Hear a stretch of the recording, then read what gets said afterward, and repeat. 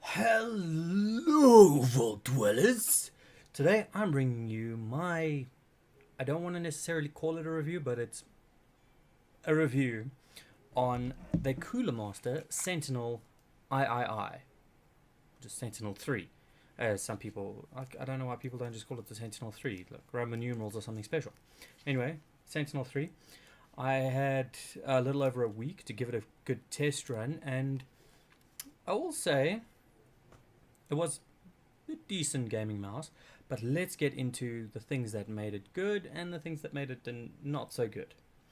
Okay, first off, if you look at its design, you can see it is a palm grip mouse. What that means is when you grip it, your whole palm lies on top of the mouse, as opposed to a claw grip, which is you're holding the mouse like such. Now, if you're a claw grip player, you're not going to enjoy this mouse very much, as it has been designed for a palm grip player. I don't actually know of any mice that are specifically designed for claw grip. It's just one of those things. As with most functional mice nowadays, you've got,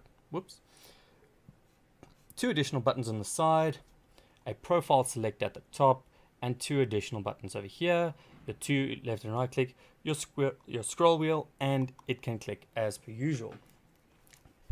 Now, what you see over there is a little LED screen, and that will display things like what its current setting is, what its profile is if you're busy switching between profiles. It's just...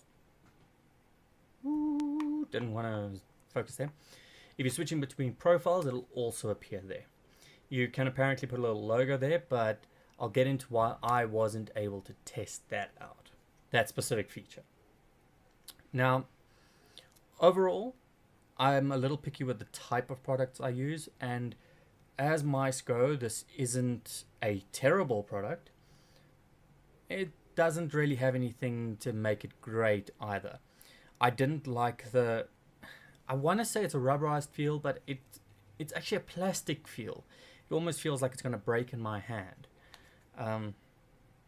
Also, the size of the mice might bother somebody with slightly smaller hands. Now, it can go up to 6400 DPI, which is pretty much as high as I ever go as well. I normally sit at around 3200 DPI when I'm playing, or even low. Sometimes I go down to about 1.8. That's just my current play style, so you can't really expect anyone else to worry about that.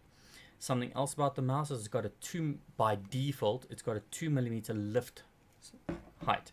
What that means is when you're using the mouse, you can lift it up 2mm and then it will stop detecting the surface.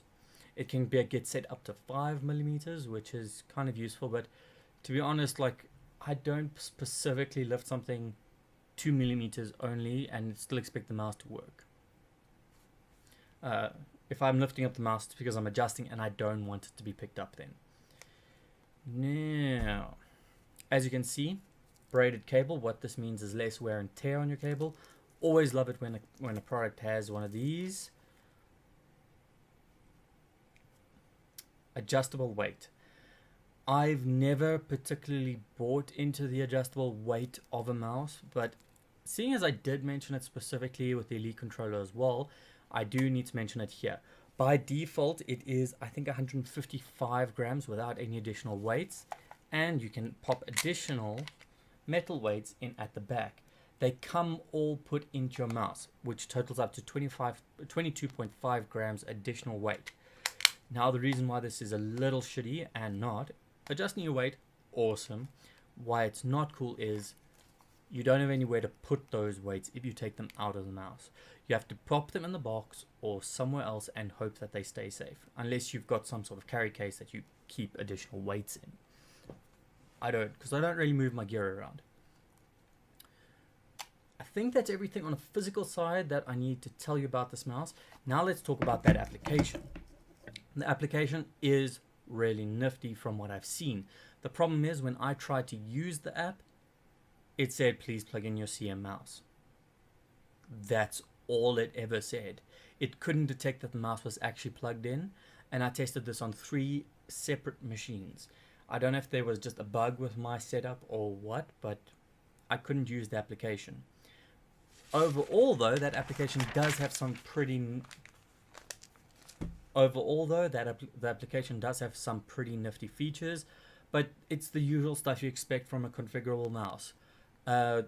Somewhere to set up those profiles. It can store 5 profiles on the mouse. You have to be able to set them up somewhere.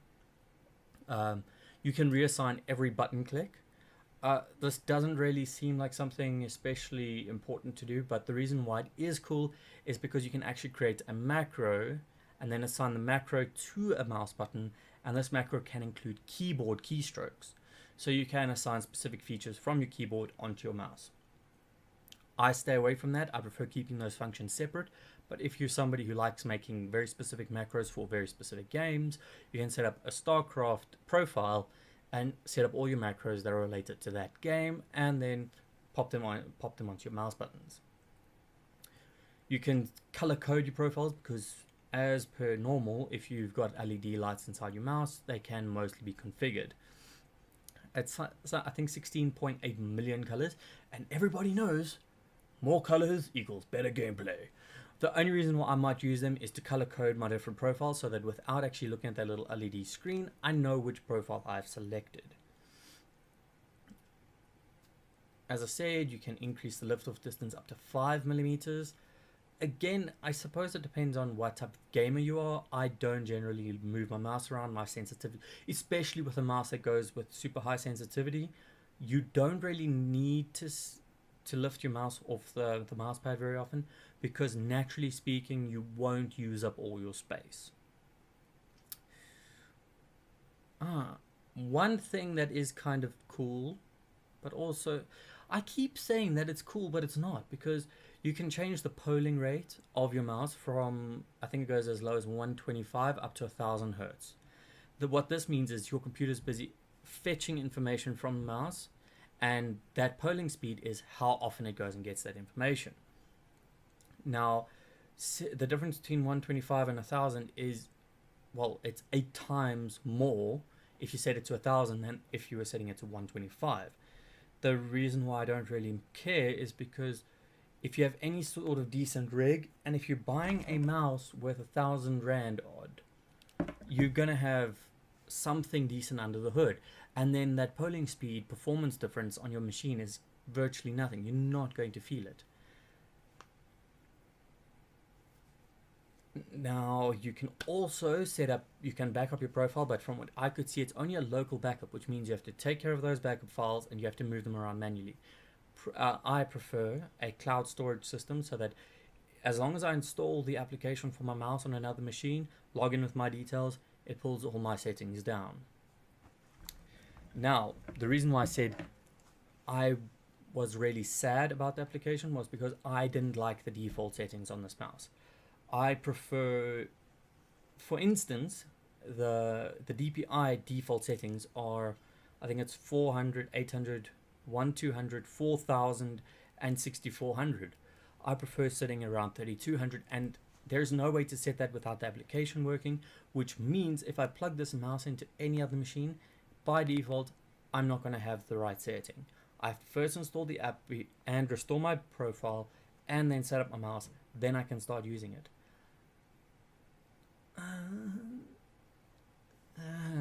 I don't like that. And then, of course, you have an update section within the app that lets you update the firmware of your mouse and the application itself. In this product's price range, I don't know if you're going to find anything much better than it, but there are a couple of equivalents that I can see on the market already. I haven't had a hands-on feel with them, so I can't rightfully say they're better, but personally, I wouldn't get this mouse. Keep it real. So remember, please give me a thumbs up if you liked it, thumbs down if you didn't, and if you can, why don't you hit subscribe now?